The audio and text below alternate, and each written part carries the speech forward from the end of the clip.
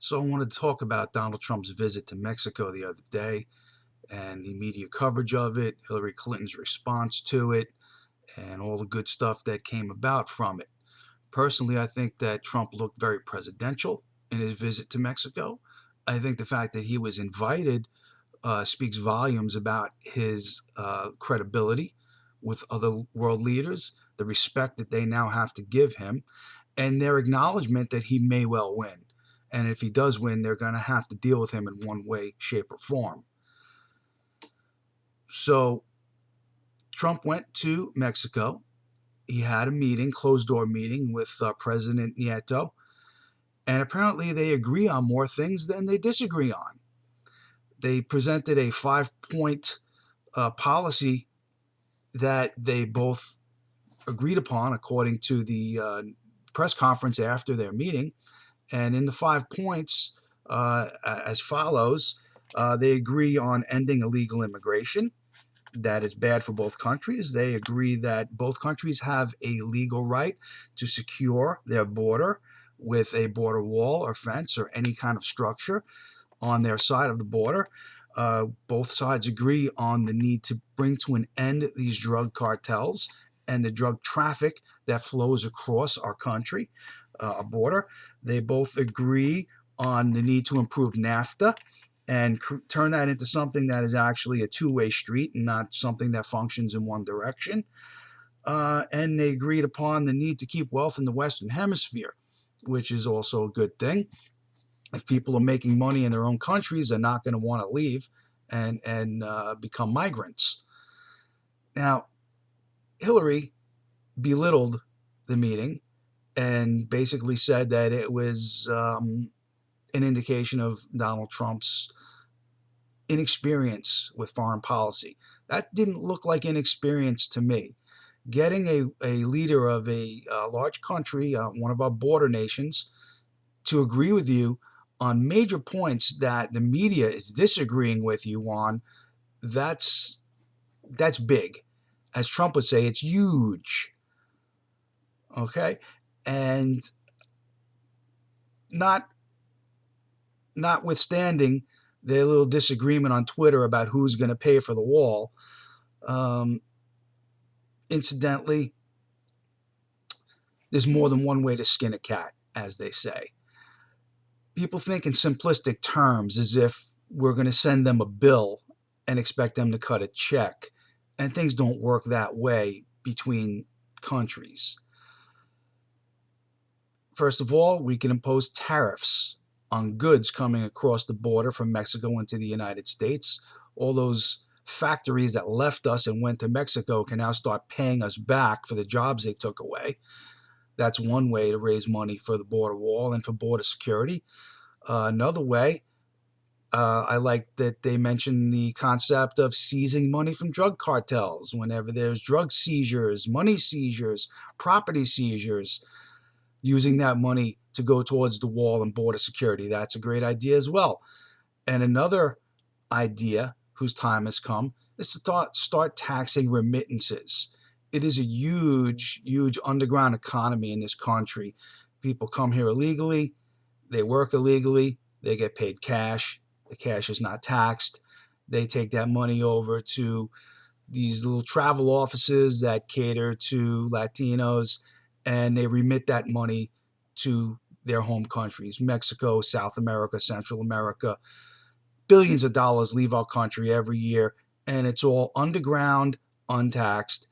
And CNN Money said on their website yesterday that the Mexican government actually gains more money from remittances from Mexican workers in this country than they get from oil sales. Imagine that. They're an oil-producing nation, and it's a bigger business sending their workers abroad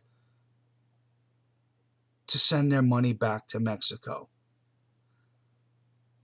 That tells me that this is an economy, an underground economy, needs to be taxed. We could actually tell the Mexican government, if you don't start to deal with us in a way that is honest and fair and help us police the border and pay for the cost of maintaining that border, then we're just going to take it out of your remittances. We could tax that money at 50% if we want to, at anything that we want. And they really wouldn't have anything that they could say or do about it. And Hillary Clinton, by comparison, has no policy. Nothing that I can see or hear.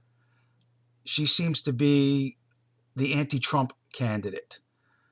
She's replaced Ted Cruz as the Never Trump flag bearer. She doesn't really have any record to run on. What is she going to tell us about herself? That she was a great Secretary of State? We know that's not true. Libya went down in flames under her watch. She pretty much led the effort to oust Gaddafi without thinking about what would take his place. And now Libya is a haven for terrorism and ISIS. Syria was destabilized on her watch, and ISIS took over huge chunks of the country. Iraq became unstable under her watch, and ISIS spread into Iraq. These things that she's going to now tell us are accomplishments? And what about when she was a senator? She was a senator from my state. I can't think of anything she did for the state of New York while she was here other than use it as a springboard into presidential politics. She came to New York as a carpetbagger. She was not a native New Yorker. She found that there was an empty Senate seat that was all but promised to her if she would relocate to New York. And in New York, if you're a Democrat, you're going to win against any Republican. It's almost a guaranteed conclusion. And if you're a Democrat with a name brand and a pedigree, it's a home run. So she knew that she was going to get that Senate seat. It wasn't even an effort for her to run against Rick Lazio, whom nobody remembers. She doesn't have any accomplishments to run on. She doesn't have anything, any proposals for the future. All she's doing is running a negative campaign, telling us about how much we should be wary of Trump. He's racist. He hates Mexicans. He hates women. He hates Muslims. He pretty soon she's going to tell us he's the Antichrist and he's an evil man. That's really not a campaign, and that's not presenting a vision for the future. Donald Trump, like him or hate him, he's presenting a vision for the future, a policy which puts America first, a policy which will now begin the concept of extreme vetting of people coming from troubled parts of the world, when it's something that we should have been doing a long time ago. There was a time when people came here from Germany and they were questioned extensively about whether or not they had any present or past connection to the National Socialist Party. Now, if we could ask that of Germans before we allow them to come into this country, we could ask Muslims, what are your political affiliations? We have a right to know who's coming here, and we have a right to keep dangerous people out. And there's nothing racist in that. There's nothing anti-Muslim in that.